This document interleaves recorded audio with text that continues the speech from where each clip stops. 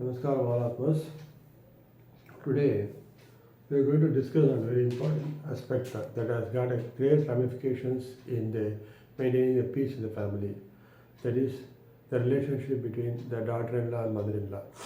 Today, a person who is a husband on one side and son on the other side, he has to fulfill his both the duties perfectly. He has to keep his mother happy, at the same time he has to keep his wife also happy.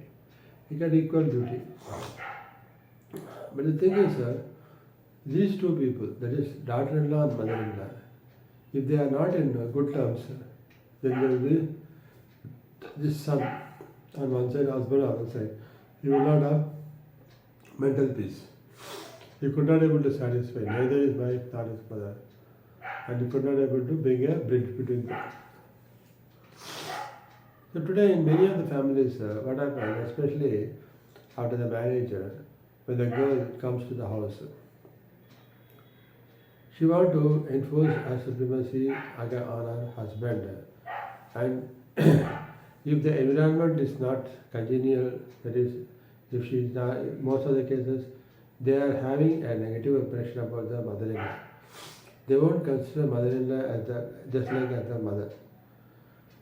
With the result, what happens, even for a silly things, what a mother-in-law says, they will get excited and they want to show their displeasure on them. And because of that, there is a rupture in the family. So, in many cases, what these daughter-in-laws do, they somehow or other cajole their husband and they take him away from the mother and go for a separate family. They have a separate, take separate house and go separately. Or else, if the son, that is, if the husband doesn't agree, I have seen so many cases where the wife leaves the family and she go even to the extent of divorce. There are many cases where the divorce is pending in the court because of this reason. Because she doesn't like the mother-in-law and she wants her husband to come with her to live separately. Whereas the son, he wants to take care of his aged mother and he wants to fulfill his duty to her. And he somehow or other, he also wants to live with his wife. But the problem is, she's not understanding. And because of this, there is no peace for him. He could not keep both of them happy. So, here the main factor, what is happening is, why there is a difference of opinion. In most of the families, this thing is happening. One is between the husband and wife, yesterday we discussed. Today, more than husband and wife, because between husband and wife, in most of the cases, except few cases where there is a difference of opinion that they go for divorce, in most of the cases, both of them will compromise and somehow or other live together and the family is growing, that is happening. But one of the factors that has got a ramification is the because they are the people who live, both of them mostly in case of housewives. Both mother-in-law and daughter-in-law live in the same house whole day. When the husband goes to office, they have to remain together. And during this period, for silly things, the mother-in-law raises some issues, and the daughter-in-law raises another issues, and there will be fight between them. And in the evening, when the husband comes, so she tells him about her mother, about his mother, and the mother calls the son and tells she is doing like this, she is doing that. So it's like a childish thing. These things happens in family, and that man, the son, who has come from office without tensions, because yesterday's tension is accumulated in him. With that tension, with that loss of peace, he's going to office, committing mistake, get big bags from his boss, and with that big bag, he come back home, and again he's facing the same thing. Both mother-in-law, mother and wife come and complain against each other. So these things are happening in everyday's families, many cases. So because of this, there is no peace in the family. There is no peace to the son. There is no peace to the mother. There is no peace to the wife, and there is simmering displeasures going on in this. So when there is no peace in the family, there is negative energy flowing there, and this affects the energy levels of the individuals. So because of this negative aspects, the son gets earlier the chronic diseases, diabetes, heart problem, all these things because he had taken so many tensions in his head. And these people, they cunningly, crookedly find with some other each other, and they also accumulate negative energy. They also get affected. The mother-in-law didn't have the peace, and she get peace. They get heart. All these things. The various diseases, for all these diseases, we are only responsible. Our behaviors are responsible. Our thoughts are responsible. Our inner past negative experiences are responsible. So why you see, a mother-in-law was earlier a daughter-in-law. And in the hierarchy, if you see, this mother-in-law, when she was a daughter-in-law, she had a bad experience with her mother-in-law. And these experiences she carried with her in her subconscious mind. So when she had that negative experiences, and since most of the cases they remain alone outside, so when they have the negative experience, they want to expose the same thing when they become mother-in-law or the daughter-in-law. So that is olden days when both the mother-in-law and daughter-in-law are housewives, not much educated, and they have to bear this. The daughter-in-law mostly used to bear this in the earlier generations. But now, latest generation, if you see, the daughter-in-laws are mostly educated, and then and they are seeing so many movies where the mother-in-law tortures, all these things they are seeing, and the mother also tells, you see that you don't give up, you fight, and see that. You maintain your dignity, you maintain your self-respect, and don't give it up. You don't succumb to her. Don't go. So like that, what happens? Whatever you say, he keeps the negative impression about mother-in-law, and the mother-in-law. one of the factors for mother-in-law to enforce her love and affection to and supremacy in the family and towards her son is because of a thought of insecurity. If the daughter-in-law takes away her son, and she may become alone, and she may lose, she has a doubt as how she can able to lead her life. That is one of the things. Second thing is in the family, always the mother-in-law, she wants to be the head of the family, and she wants to keep control of the kitchen. And mainly the kitchen is the main factor. So whatever she wants to do that, and she don't want to give up. And if daughter-in-law comes inside, she will immediately shout at, don't go, God. So the kitchen is the main factor, which is like the prime minister position in the family, and she don't want to give up. So like that in many families, you see this kind of mother-in-law, daughter-in-law rupture goes on. For silly things they fight. Her mother-in-law, you say, she'll be doing japam, but at the same time she'll be watching what this daughter-in-law is doing, what cunning things she's doing, all these things. Inside the cunning thoughts goes, and simply she's doing hypocritic japas. So like this, these things all goes on in everyday's life. In order to bring a real peace in the family, first thing is the mother-in-law, daughter-in-law, they should understand how their thoughts, how their actions is affecting the person who is the head of the family, that is the son of our mother and husband for the wife. So if they want to, they should understand how we can bring in a real harmony in the family. Each and every person has got a duty. So when the daughter-in-law, after marriage, when she enters in her husband's family, she not only has got the duty to be a good wife, she has to be a good daughter-in-law, she has to be a good sister-in-law, and she has to be a good daughter. So that means what? Whatever happens in his in-law's house, she should not expose his parents negatively, because they will get vexed. We are given to a wrong person, wrong family, they may feel.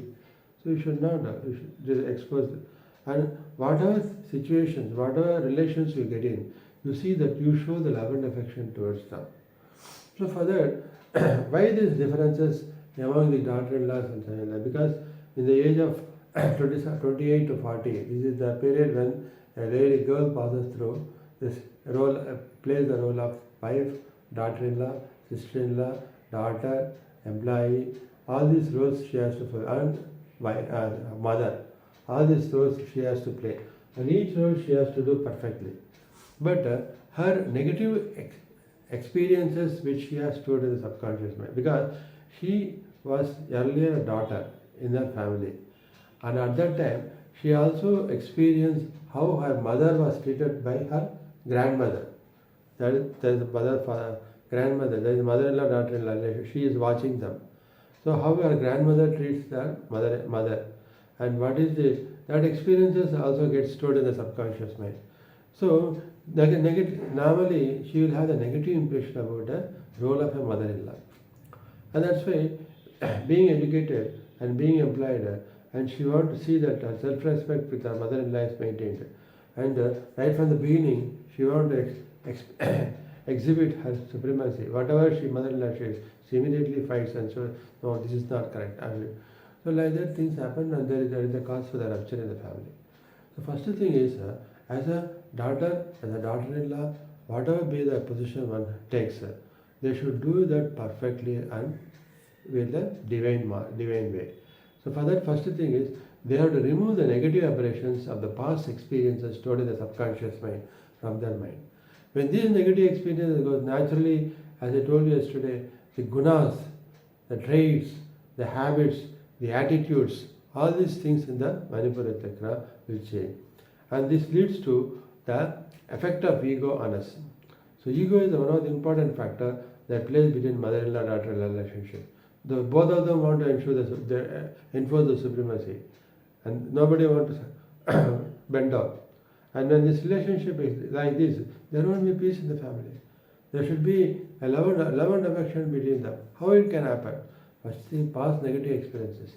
So even though the daughter-in-law has seen her mother being suffering with the mother-in-law, the grandmother, you should see that as a daughter-in-law, when I enter into a family, I should not show the same kind of negative experience towards my mother-in-law. I should treat my mother-in-law as my mother. Whatever she says, it may be because by sharing her experience she is telling to me. So let me respect her. So when the daughter-in-law takes the step to show her love and affection, the mother-in-law who has brought this girl to her family, though initially she had a skepticism that this daughter-in-law may take away her son away from her, and that fear, that insecurity, when the daughter-in-law shows love and affection towards her mother-in-law, just like a mother, as if she is a mother, because a person once you enter into the mother-in-law's, that is in-laws family, they live for quite a long time, because only up to 20-25 years only a daughter, she will be a daughter in the mother's family. Subsequently, from 25 years till her death, she will be only in the in-laws house. So this is the main house, and here starts her duty. And in this duty, one of the important duties to show love and affection towards all the people with whom she gets bonded. And that realization comes only when you realize that I am Atma, and all this mother-in-law, daughter, sister-in-law, brother-in-law, father-in-law, husband, all are Atmas with whom God bonded. And in this bondage, what is my duty? I have to fulfill all these duties with full love and affection. I should not see the mother-in-law as a person. I should see as Atma. In that Atma, Paramatma is there. So I have to see God in everybody. If the body is the temple in which, in Garbhagriha, is here, at the center of the Anada Chakra lies the Atma. Inside the Atma, this Aathmayogyi, you see, inside that the Lingam is there, the Paramatma is there. So inside every person there is Paramatma. When our mind, our buddhi begins to go to the Atma conscious level and see every person as God in every person, then you will show the real universal love towards everybody. Even if they scold, you remain calm. When you remain calm, what happens? The other person who is sending negative energy on you, when you remain calm in this positive energy, this will offset, and they also begin to show positive towards you. So by this way, as a daughter-in-law, first thing is, you should see that you respect your mother-in-law and you show love and affection towards her. Whatever negative she says, you just accept it as a mother says to you, that because she is sharing out of her experience. That experience, yes ma, I agree with you, I correct myself. When you say, then immediately she will have that she is respecting my words. So definitely her negative impression about the daughter-in-law changes, and she also begins to show love and affection towards you. So like that, now in this between 27 to 40, during this age, when you a person has a daughter-in-law or a sister-in-law, whatever role you play perfectly with all dedication, with all love and affection. You should show perfect love and affection towards husband, perfect love and affection towards mother-in-law, perfect love and affection towards sister-in-law. Like this, once you show towards all, everybody will respect you, and everybody will give respect to your advice. They follow you. We can see so many families where the sister, where the when the elders bring a wife, and she shows love and affection towards all. So divinity, the positive energy spreads in the entire family. Everybody respect her. That kind of things also we are seeing. And similarly, the devilish nature in the incoming girl also we see. So first thing is we should see that we change ourselves. That girl, she should take to divinity. For that, as I told you, the Atma-Siddhi Yoga, the 5th level will give the that sadhana, the spiritual sadhana will enable you to remove all the negative aberrations because of your past experience in your between your mother and your grandmother, and the negative social experience of a mother-in-law taking a vengeance against that. These things you should remove this. So you should feel, first thing is you are the person facing the arrow, and first when you send your arrow, you send positive arrows, divine arrows on the other person. Then automatically the divinity spreads throughout.